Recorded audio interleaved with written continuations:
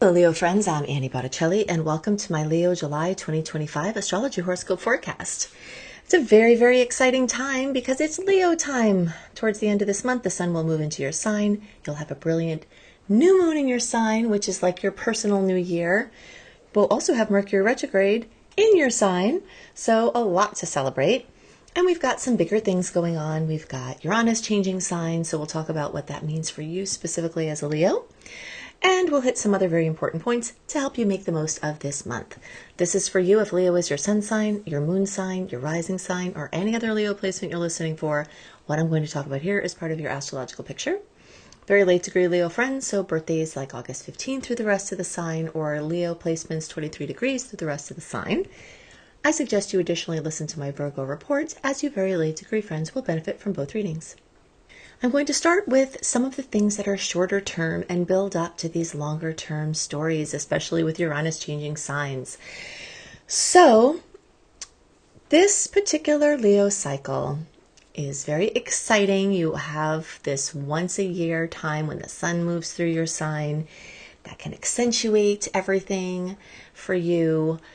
That is all Leo. And then of course every year you have at least one new moon in your sign, unless there's a black moon, which we do not have at this point for Leo. A black moon is a second new moon in the same sign, but we don't have that right now. So you've got the one sun movement, you've got the one new moon, and that is all a big deal. This is a very exciting time. But it's very rare that at the same time you also have a Mercury retrograde. So this is going to deepen the power of this time.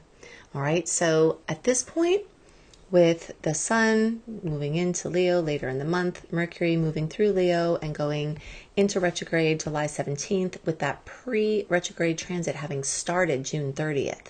So all of July covered in retrograde. July 17th through August 11th is the actual retrograde itself. And then the post-retrograde transit goes until August 26th when Mercury will regain full power. So for all of July and August, you're having a very deep dive with Mercury in Leo. And all of this is happening. The sun movement, Mercury retrograde, the new moon on July 24th at 2 degrees of Leo is all happening in your first house of Aries. Okay. So this is a time where you're being called to renew your image, your voice, how you take up space, what you offer. The older versions of yourself as the people pleaser, the performer, the overgiver are being rewritten. And this is a very big time for RE. Retrograde energy brings RE possibilities. Reevaluate, reconsider, investigate, reset, redo in every way, and RE rest even. Although with all this fire energy, you're going to be going full bore, but there will be certain things that you may take a pause, especially in the earlier parts of the month when the sun is in Cancer moving through that 12th house, kind of making it more introspective for you.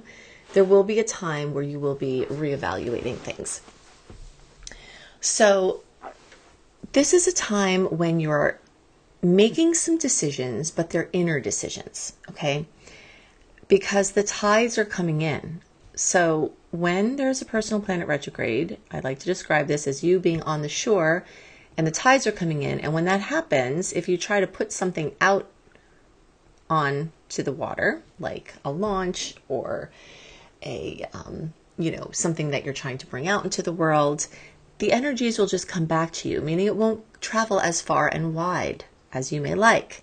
That's why this month, July and August, really both months, are good for temporary things, experiments, things that don't carry a lot of weight, things that are less consequential in the long term.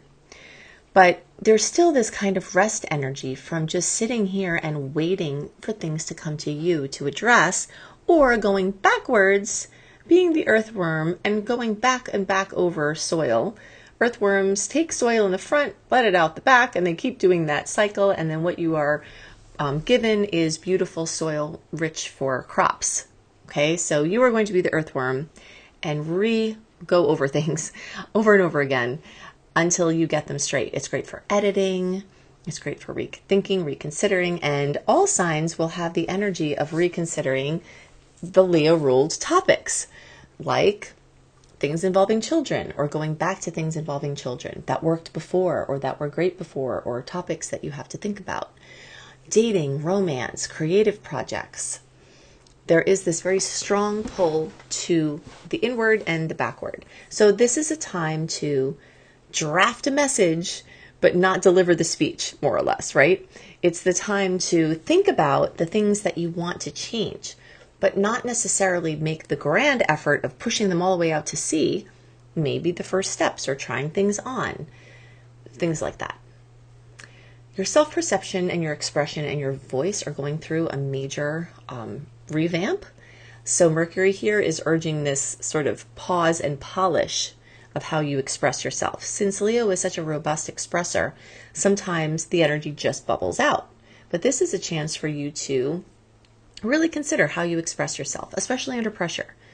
Reworking how you're presenting yourself to others, revisiting how you're communicating your identity or brand, repairing misunderstandings, which Mercury retrograde is known for, and things related to your confidence in your ego and your leadership role. Something that is a lesser known or lesser discussed thing about having planets move over the sign that is your sign, whether it's rising or moon or sun or whatever your placement is. In this chart, it's going to be in this position either way. Has to do with revisiting the energy of your birth trauma, healing something that may have happened to you in your very early times to help you to stop having negative patterns in your life. So you're basically having a chance to rewrite your inner script. Okay, and then of course, for those of you whose birthday it is, happy birthday, and make the most of your birthday wishes by saying them out loud, writing them down, and feeling them as if they've already come true so that you can activate the reticular activating system in your brain, which rules the filters in your brain so that it can give you a chance to filter out things that are not aligned with your goal and filter in things that are. That is how the metaphysical and the scientific physiological match. Okay, so all of the spiritual principles that we have, I firmly believe that there are scientific and in the body physiological reasons for this. And this is one of those examples, okay?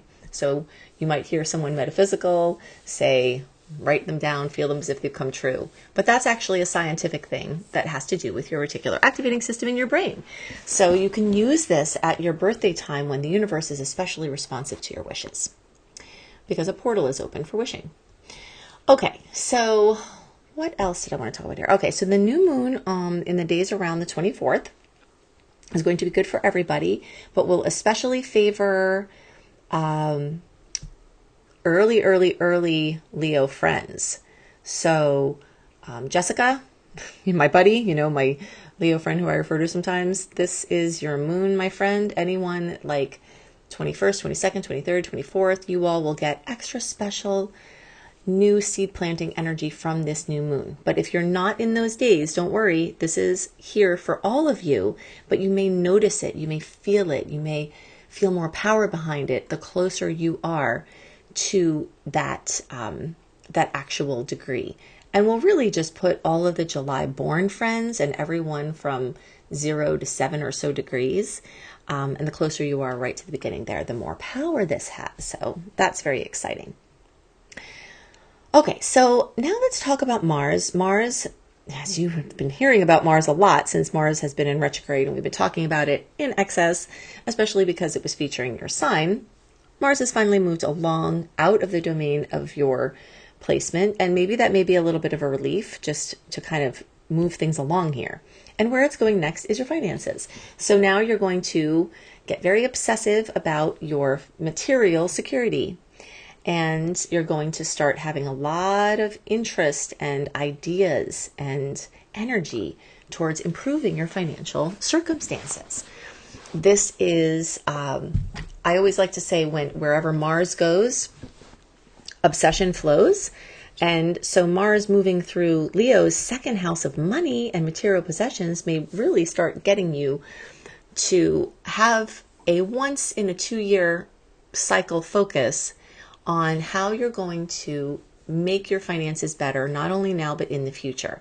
This Mercury retrograde will help you look to the past to see what things you did in the past that interfered with your stability and what things you can do now to to shore that up.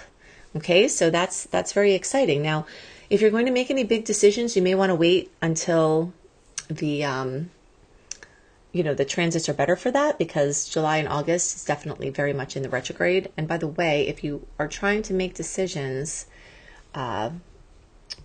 regarding the retrogrades and the directs, open periods and inner periods here, go to AnnieHelpsYou.com, search for the Secret Star Portal. If you scroll down just a little bit, it's right there in the center, or you can search organically in any online search for Annie Botticelli Secret Star Portal. And it's in there that I have my full year 2025 calendar. So if you're trying to align important dates for the second half of the year, you can use that tool. Okay, but in any case, this is a time for quiet decisions, internal decisions, smaller decisions, smaller steps where you're making improvements, but you're not making the big commitments, okay, because of the retrograde.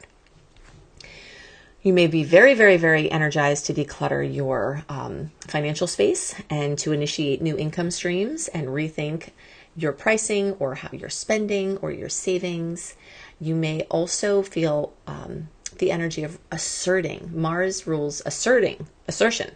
So you might assert your worth in practical ways, through boundaries, investing in tools that support your growth, expanding your education, or using the gifts that you have to diversify to increase your income streams. Okay, so Venus is going to move into Gemini, and for you, that will be in the 11th house. And we're going to talk more about the 11th house here because Uranus is going to move through there in a long-term way. So just keep in mind the things that I'm going to breeze over here for Venus, because we're going to go back to them for this long-term Uranus transit. Actually, I may as well just give you that info now. Uranus changes signs around every 84 years. So it's been a really long time since it's been in Gemini. And it goes through a sign every 7 to 8 years. So where it's about to be for you, it's going to be here for about 7 to 8 years, okay? So between the long-term energy of Uranus and the short-term energy of Venus, there's a lot of focus in this area right now, which has to do with friendships, networks, your aspirations, the future, your social world, your social media, and your long-term goals. Now, I've just invited you to not make very, very big decisions about your long-term goals because of the retrograde this month, but it's certainly a time for reevaluation and trying some things on.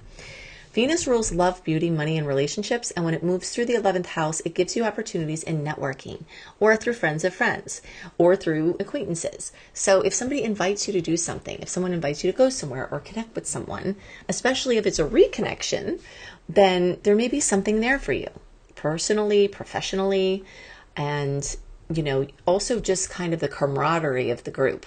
Sometimes it's easier to manifest when we're working with a group of people who are trying to do the same thing that we're trying to do, whether it's individually or collectively.